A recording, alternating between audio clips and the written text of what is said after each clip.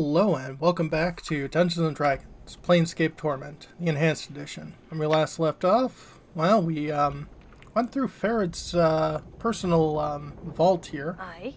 What is it you want then? Let's see. Anna, did you find anything on my body before you brought it to the mortuary? Anna looks at you warily, her tail stopped flicking for a moment, then resumed slower than before. Mayhap I found something, but if I found anything, it's mine by right it is. The other bits are in Farad's keeping. Anna, I don't have time for games. What did you find on my corpse? Well, you had some fist irons, you did, and a little bit of jink, but I left that for the dusties, so they'd think I were a wee bit honest. You had an ugly ring that I kept. She dips her finger into her arm bracers to pull forth a small ring with a stone mounted on it. Worth thrice more than the jink and the irons it was. Studies the ring and squint. Too bad it's too ugly to wear. I'd like that ring back. Now. She studies the ring with a frown, glances at you, then back at the ring. With a sneer, she flicks the ring at you. Didn't want the ugly thing anyway. Okay. Fine. Now, when you mentioned that some of the stuff from my body had gone into Pharaoh's keeping, what did you mean? Aye, Pharaoh takes a bit off of each corpse we find, he does. He's right, being the lord of the village and all. Vault must have been where he was keeping it all then. I have some other questions. Aye? Tell me a bit about Farad. Old Struttercrutch, he me da. Well, not me real da. He found me when I was a wee girl. He needed a collector to crawl into places. The rest of his fat gullies couldn't swerm, so he took me under his crutch. I didn't think you and him looked much alike anyway. Anna's eyes narrower and her tail begins to lash back and forth. And what do you mean by that then? Let's see here.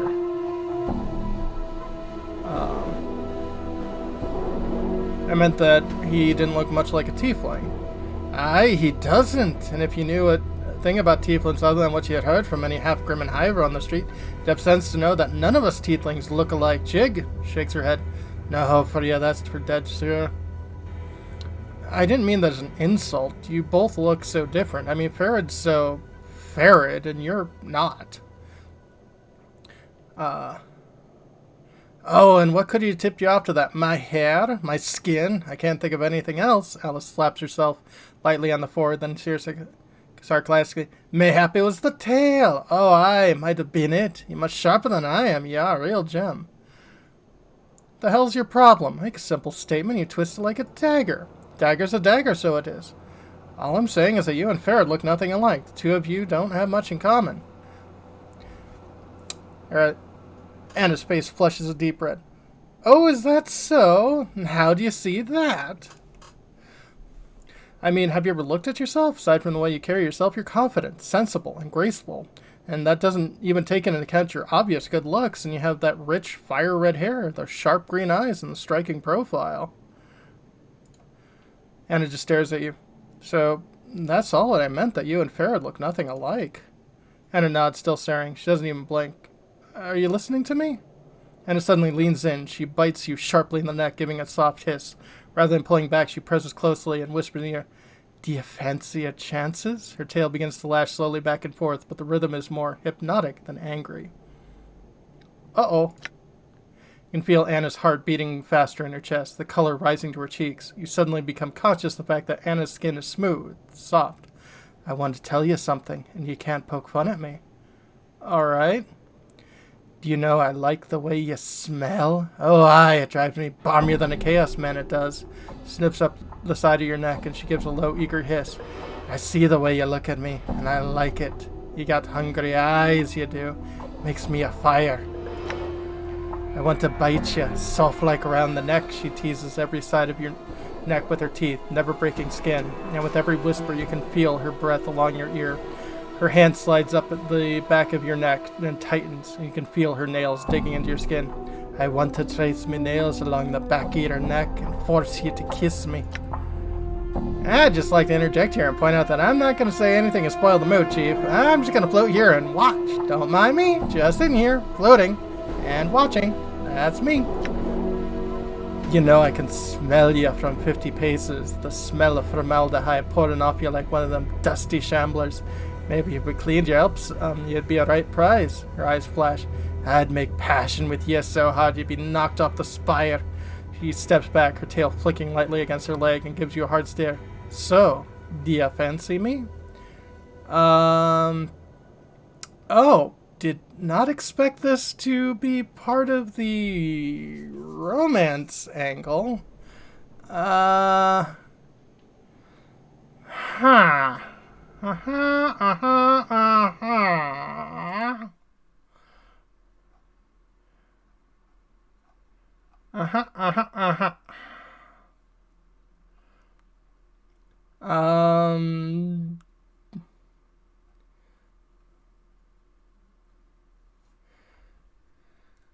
Well, if TNO manages to win her affections, which just ends in a smooch, he's awarded with a slight boost to her ability scores. Well, hmm.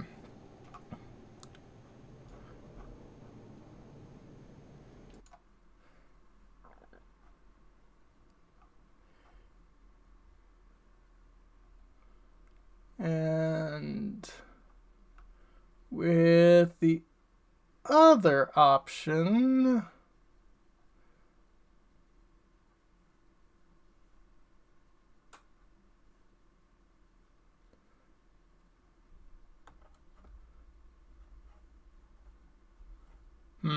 one sec. Okay, all right. Let's see. Grab her and bite her back. Grab Annah, and before she can squirm free, you bite her lightly on the neck. As your teeth touch the skin, Annah hisses loudly, clawing you like a cat. Tears away. I'm only teasing you, you scarred vampire. Leave off. Despite her protestations, however, her face is flushed and she's breathing heavily. And watch your mitts next time. You're making me red, are you? You bite me, I bite you. If you don't like it, don't do it. And what if I please, so I will? Annah sneers. She seems to be a little flushed. You just keep your mitts off of me, I hear. Look, enough of this. Nothing. I'm gone. Notice an enclosed space between the walkway begin to shimmer. Once again, Farah's crutch glows as well. Touch the crust of the walkway. And let's get out of here. All right.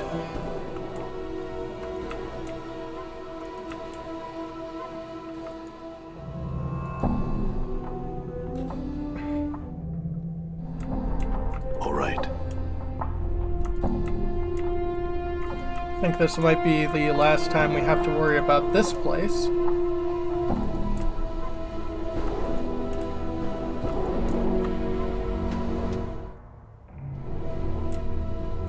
Because... Yep. All right. No quests are directing me there anymore. Yay.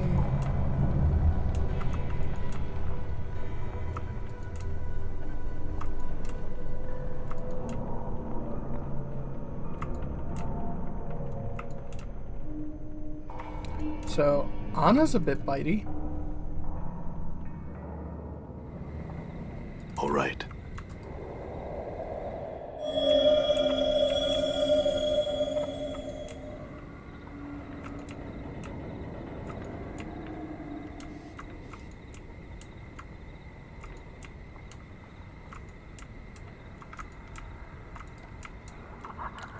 But, I mean, that should be interesting.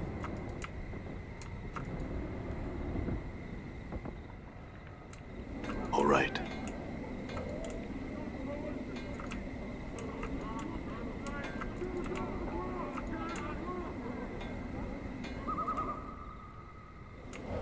All right.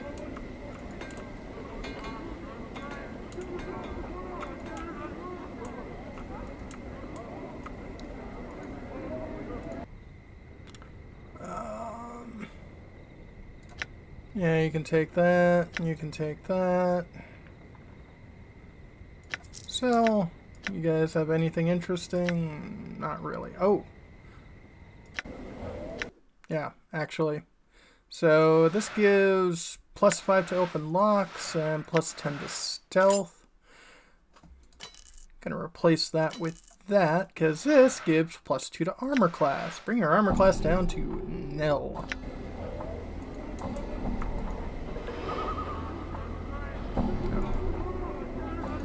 Actually, you're the one who takes rings.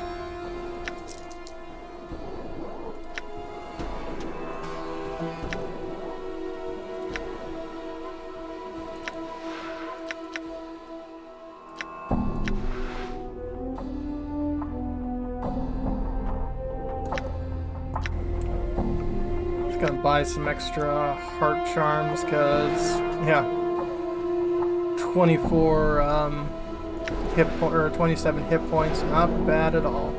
Ring of the Traveler, special +1 to armor class, similar to the one I'm already wearing.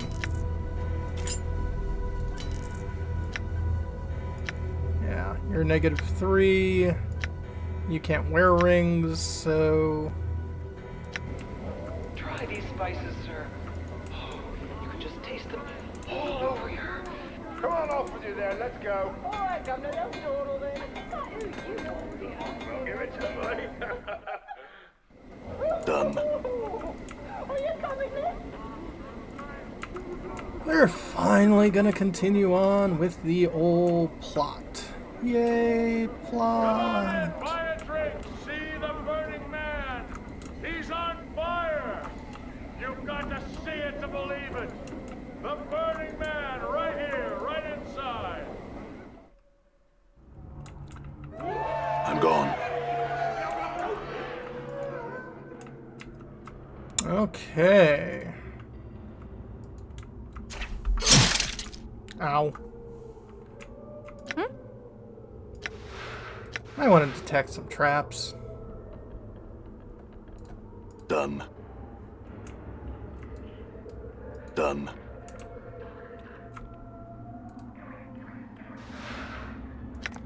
More bandages. I will certainly enjoy that.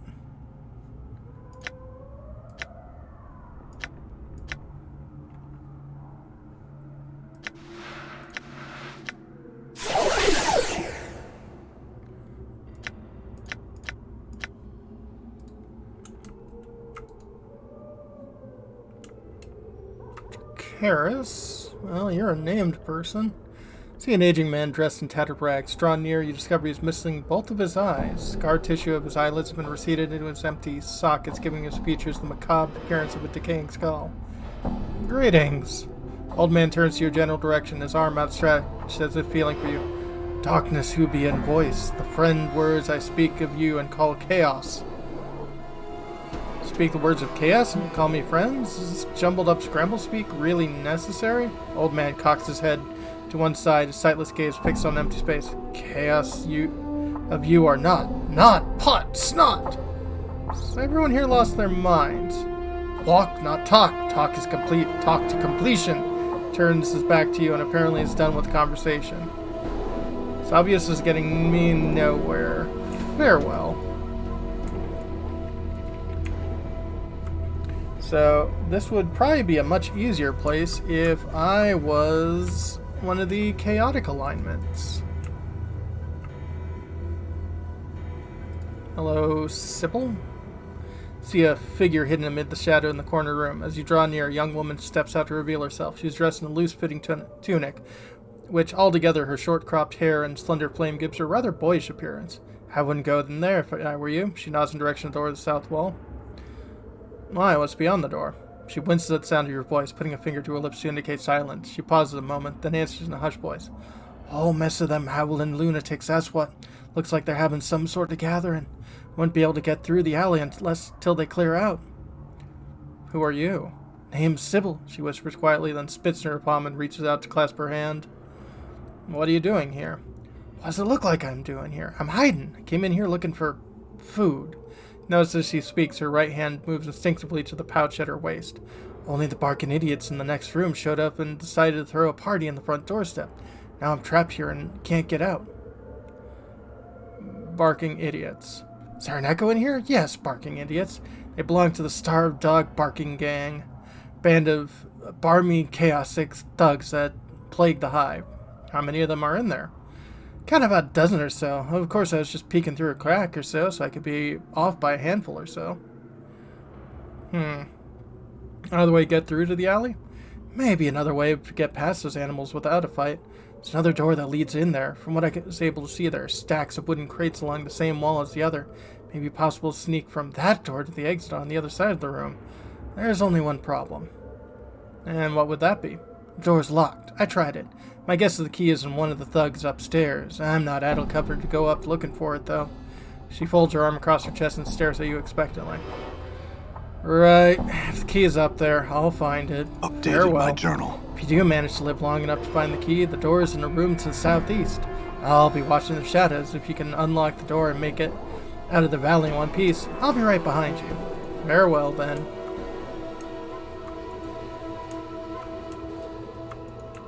Yeah, she's obviously a thief, but sounds like she's more interested in not dying.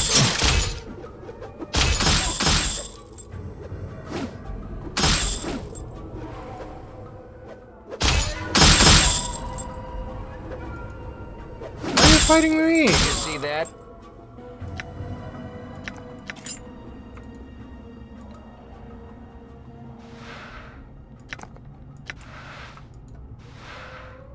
$220 copper commons. Oh yeah, should have probably sold some more stuff. Yeah.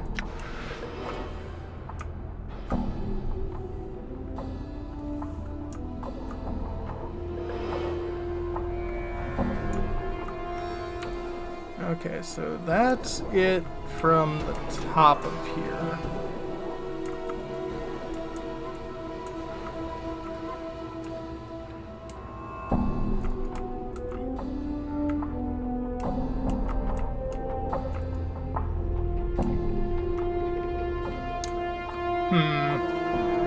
Let me take a look at the map of this place.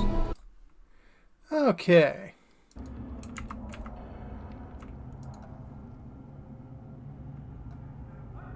Ready. How about you detect some traps? Might as well. Hey, I spotted a trap. Good. Disarmed it. Nice.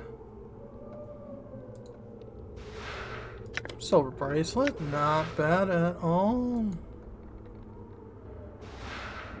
147 coppers. Now, it's kind of funny how, yeah, we've got like 5,200 copper coppers. So, in D&D terms, 1 copper is worth 1/100th of a silver piece. So we've got 52 silver on our hands. And it takes 100 silver to equal 1 gold, so according to most games, we are dirt poor. Door is locked. You will need a key.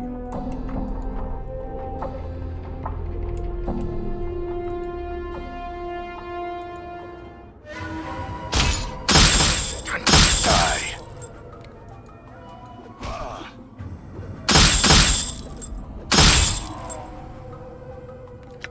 Commons and a clock charm. Nice.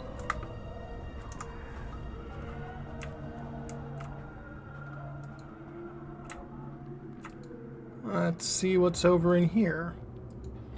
Oh, Damn. looks like we caught him with his pants down.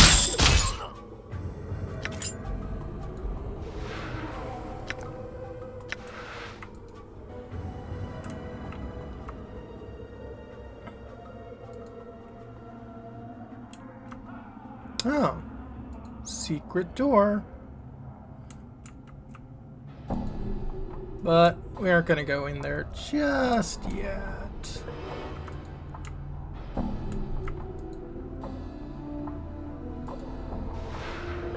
Yeah, And another iron pry bar in case I needed it.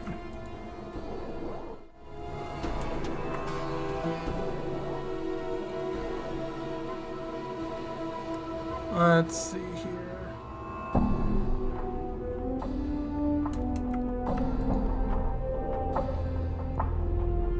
I'm here. Might as well. Hey, I spotted a trap. That you did. Disarmed it.